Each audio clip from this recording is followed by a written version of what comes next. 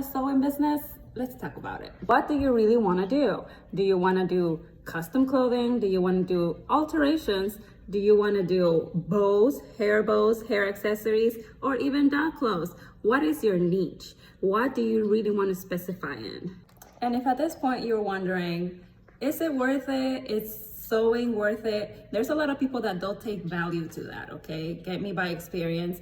You do alterations, clothes alterations for all types of clothing, and people should say, well, it's very little. You just gotta do this and this and that, so it shouldn't be that expensive. And then when I tell them my prices, they are automatically saying, well, that is just way too pricey. Why are you charging so much just for that? Well, it's the experience. I have the machinery, I have invested my time, I have invested my electricity and everything else, etc., to make this garment look exactly like it was with this alterations. I like to be a little bit of a perfectionist on what I do, so that means seam matchings. If I was gonna grab it like this, I'm not gonna leave it like this. It has to match the seams, as you can see. Examples like that, right? So it really depends on the attention to details that you put and how much are you willing to value what you're making. If you just lower your standards, back then in high school, and I used to charge $3 a hem, and that was in 2008. So that 2005 to 2008, I used to charge $3 to $5 a pair of hemming. Okay, that is ridiculous. But in today's world, that doesn't happen. You have to adjust to your prices and to the clientele that you want to attract, okay? And let me tell you, yes, as a start, you do have to go a little cheap because you're starting, right? You're trying to attract people. You're trying to make it work. You need to pay them bills. You need to get that income coming in. So sometimes you say, okay, just to get the job, I'll take this. But then the client turns out to be difficult. Then that's when it becomes an issue because you already wasted your time and your resources, and this person keeps on coming back and saying, well, I didn't want it like that, you have to change it. You're like, well, there's no way to change it. And there's gonna be clients like this, okay? Not to scare you, but there is going to be clientele that is gonna be a little bit more interesting to deal with, all right? I've had my share, and I'll do that as spill the tea some other video. Now, dealing with clients is another issue that you have to learn as you're growing. It's like customer service. It's your customer service to people. You're gonna have a lot of patience to that, okay? You are the person that is representing your brand and your business, so you really do have to act professional. You cannot be, well, if you didn't like it, you can get your services done elsewhere. No, sometimes you have to take it easy and have this different mindset and saying, okay, this is a customer, this person may not have liked it, but they will refer me to somebody else, like saying, well, I knew this other girl, I didn't like what she did, but she's there. So that's still word of mouth reference. Even if they didn't like what you did with them, they could still refer you. So it always works to just be nice. Sewing is a very, very beautiful industry, and it is a dying industry, unfortunately. Not a lot of young people are willing to take it serious enough. I saw this a lot on the pandemic, and I was like, wow, this is me when I was in high school. Everybody whipping out their little sewing machines and sewing masks and all these other things that they needed to be done. And that was so beautiful to see because they're getting their creative side out, and some continued, some didn't. A lot of people, I saw a lot of postings on Facebook marketplaces and everything else that they were selling their machines after machines, and I was like, well, you know, it was just a hype and a lot of people don't take it seriously. But the people like myself that started, I think second generation. My grandmother used to sew. My mother sewed all of my life as far as I can remember. And from her, I learned a lot of things. Then I went to school to perfection my sewing skills and everything else. So almost nearly everything that I've worked for and worked in industries, it's been sewing and garment construction. So I like it, I really love it, but it got to a point where I was really tired of it because I said, is this it? Is this as far as I can go? I want to try something else. And so far, since I've taken a break from it, it's getting me, nostalgic. I really want to get back into it because it's what I've been doing for a living. I used to do sewing for a living. That's what I depended on. And I did my business base way, way wrong. You live and you learn. I am a hands-on learning person. I didn't really do a lot of research before starting a lot of the businesses that I started. I have started 3 businesses, and I can tell you that I made a lot of mistakes. But it is the beauty of life. As you grow, you learn. But sewing, if you want to get back into sewing, take your classes, take YouTube. They call it YouTube college or university for a reason, because a lot of people like to put their information out there and they teach you. Take your time. It takes patience and precision and everything else to do sewing. Okay, it's not just I sew a garment together and what it is. No, you have to know your fibers for the fabrics. You have to know what kind of machines do what and making it look professional. Like, I can tell you, a lot of people do sewing stuff that they come to me and they say, oh, I need this altered. I look at the way that the garment is constructed. It's a way for you to learn. You can go to thrift stores. You can buy something, deconstruct it, make a pattern out of that. That's an easy way for you to start recreating something and take the value and say, okay, it took me this amount of time. And it usually starts like that. You take your time to learn something, and that is the skill that you're learning. Okay, and it takes patience. A lot of people have told me, well, I want you to teach me. I bought this sewing machine. And then when you start to tell them to teach them, and it's a whole other ball game when they say, well, I don't have patience for this. It's like, I don't have patience for crocheting, the knitting with the yarn and stuff. I'm not so patient with that either. I don't like a lot of that stuff, but I like sewing. Because it's what I know. It's what I've been doing for a really long time.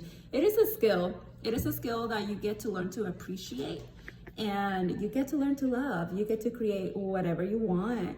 I've been doing this for a very long time, and let me tell you, if you're just starting, don't give up. If this is something that you really want to start doing, just continue at it. It's gonna be a long process, just like everything. You start from ground zero, and then you keep growing yourself out. You have to fail at a specific things to learn from those things, and you're gonna feel horrible, because I have ruined a lot of garments for people, and let me tell you, my goodness, it is stressing, because you are dealing with people, right? But it has brought me out of my comfort zone, and it has made me realize, okay, I need to change this, I need to change that. If you don't fail to succeed, then you don't succeed at all. You have to fail at a specific things in order to learn from them and in order to gain the experience. And what can you do better? It's always about doing better for yourself, doing better for your health, doing better for your mental state, doing better for your family, for everything that you're started and saying, okay, what do I need to do? I have started so many projects and never finishing them. And I got a little used to that. And that is a big red flag in the sewing business, in the sewing world industry. So many seamstresses are gonna tell you, I have so many projects that I never finished. Well, that keeps growing into a pile and pile and pile. And you're like, well, I have so many projects to finish.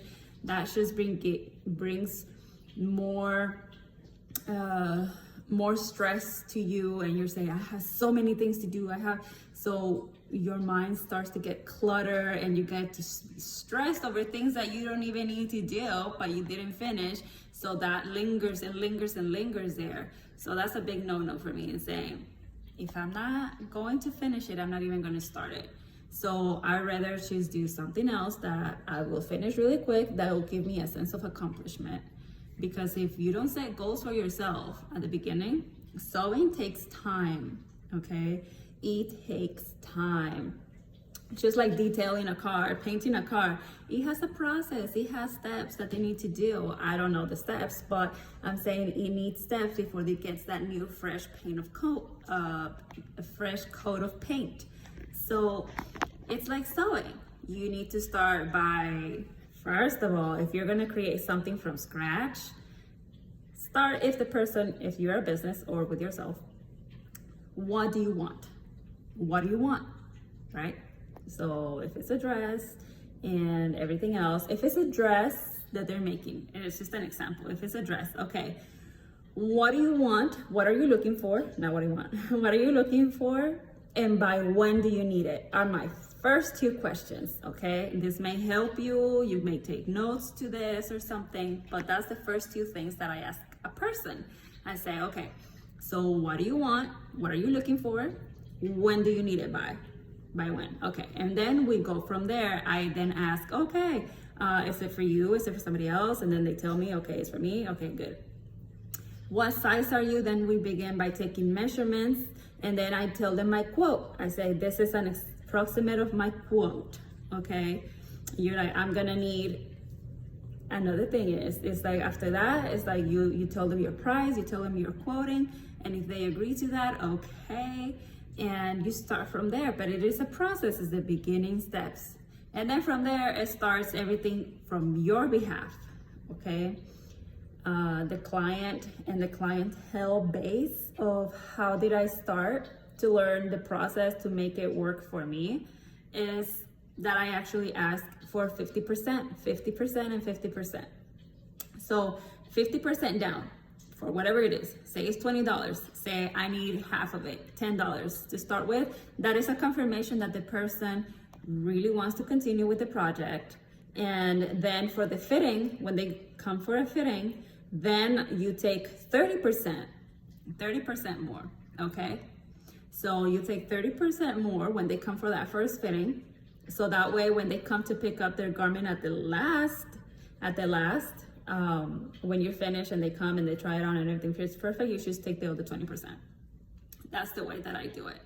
And it has worked for me way better. And I have secured clients that way better. And before I used to, it was like, oh no, don't worry, I'll take care of it. Before you know it, they never call you back or they cancel and you already invested your time and supplies for it. Like example, I bought fabric, zippers, everything else that I needed to purchase. Then all of a sudden they're like, well, I didn't want that color, I didn't want this, I want to change this, I want to change that. No, it's like that is a waste of time for my effort. I got the material and like I said, it's a loss for you. And you're gonna take losses like that. You're gonna learn like that even if they pay for it, they never come for their items. I'm gonna tell you something. It's a little story before I end this whole video. And it is about one of my clients that I had a really long time ago. Okay, so I like to I made a quinceañera dress. It was a very beautiful quinceañera dress. The first and last time that I ever took somebody with me to go fabric shopping. I do not take clients with me to go fabric shopping. No, that's a big no-no for me. But anyways, I took them with me to do fabric shopping. We took the whole entire day and they were just like, well, I don't like this fabric. Well, this fabric like this fabric. Oh, and this and this and that. They bought all the materials and I was telling them, well, these options are better. We went to 4 different stores. And I have no idea. I was so inexperienced back then and I was just tailing along and I was like, God, this is a mistake. I should have never brought them here. But we took out the whole day. They bought the materials, they bought everything. And then I told them, okay, this is the design that you want. I'm gonna make sure to purchase everything else after this. I just wanted you to get the color that you wanted and then we go from here, okay? All right, so since they bought everything, I didn't ask for down payments for nothing. So they came back after I finished the first fitting. I told them, okay, so I have the dress kind of like made like this, so I want you to do it, okay. They came for the fitting, and everything worked perfect and everything. They wanted to change a couple of things, and like I said, I wasn't really specific. I was giving them free range for this. And yeah, that was a whole lot of wasted time because I had to make another bodice top and that was a nightmare. But after everything was said and done, the dress was made. It fit her so beautifully, fit her perfectly. I did a lot of hand beading for that. It was ridiculous. I did a lot of hand beading for that. Beautiful dress, absolutely adorable. The girl loved it and everything. They're like, I'll come back in a week. They paid it off, completely paid off. After they purchased the materials, they paid me what I charged them, okay? So a week passed, 2 weeks passed, 3 weeks passed, and I was calling for the first week. I called and I said, okay, I left messages, I left phone calls. Your dress is ready. You know, your quinceañera's coming up. Are you gonna come pick it up? It's already paid for. And nothing. 2 weeks passed, same thing. I kept calling, I kept sending text messages, I kept sending phone calls. I was like, well, something's happening. I don't know what's going on. Your dress is paid and I put it in a box. I bought a big box to put it in so it wouldn't get damaged or anything. It had a lot of glitter. And nothing happened. So I was getting concerned. I was like, what is happening? This thing is occupying a large portion of the room that I need to use. I need this thing out of here as well. I needed my storage space. I had a really small room and no, nothing happened. We'll give it a month and a half passed, almost 2 months, and I found out from another resource that they were moving, that they moved. But I was like, okay, so did their phones got canceled too? Because nothing happened. Well, give it a take. I waited a whole year with the dress, a whole year, because I needed to have that guaranteed. One day the client might have come back. They moved, right? So maybe they come back. Well, no, the quinceañera passed. Passed and went, and now she's 16, and what happened with the dress? I don't even know. They never came back for it. They paid for it completely, and they left it there. Well, after a year, I was like, I think it's time to sell it. So I resold it to another lucky girl for a very, very discounted price because I really needed the dress out of there. But situations like that happens. I don't know what happens to people. You know, you paid a lot of money for a specific garment, you have it made, you have it altered, and they just never came for it. So that was really interesting. I've never really had that happen to me ever since that time, but situations like that will happen. I'd rather that happen than, you know, them request something more from me that I cannot provide. So that's that. But in overall, if this information, I hope this information is good for you and you get to take something out of it. I will be posting more videos about things like this. Hopefully everything works out for you. I'm rooting for you as another fellow sewist to another fellow sewist, a seamstress. I really do hope that everything goes really well for you and you get to grow if you're growing a business. Good luck with that. And, you know, tell me from where you're going to be starting your own business. It's fun. Growing and expanding this knowledge to others. It is an industry that is very beautiful, and you have to take it with a grain of salt, and you have to be smart about it. You have to be in a way, you have to present your future with this business and how you start it to how you're going to finish it. What is the purpose for starting it? What are the plans? Do you have a future with it, or is it just a hobby? You have to take all of this into consideration. You have to make a plan for it and be smart about it. Be strategic. Use your skills. That's why they're there. Any skills that you have, anything that, if it's not sewing, it's any skill that you have, perfect it. Perfect it. Be the best that you can at it and use it for the benefit of others. People need services. People need services, and if you can provide that service for them, they pay you, you get your money, they live your life, I live my life. And that's the way everything works, okay? Well, I hope you enjoyed this video. I give you so many thumbs up, and good luck on everything that you do in life.